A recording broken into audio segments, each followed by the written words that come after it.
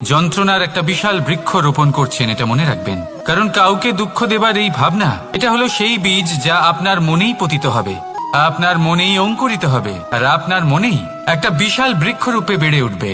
জীবন আপনার, কর্ম আপনার, কাউকে দুঃখ দেবার ভাবনা আপনার ছিল, এই বৃক্ষ হলো আপনার, তাই এর ফলও আপনিই পাবেন, যা গ্রহণও আপনাকেই করতে হবে। মনে রাখবেন, যে মানুষ এটা ভাবে যে আমি ওকে দুঃখ দেব, ওকে কষ্ট দিতে চাই আমি, সেই মানুষই দুঃখ আর কষ্ট পেয়ে থাকে।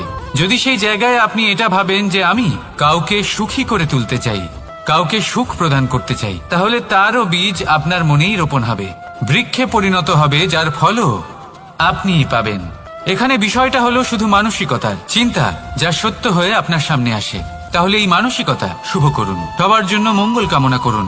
অন্যের মনে আপনার জন্য ভালো চিন্তা থাকুক বা না থাকুক, আপনি সবার জন্য শুভ চিন্তা করে কর্ম করতে থাকুন, তাহলে আপনার সাথেও ভালোই হবে।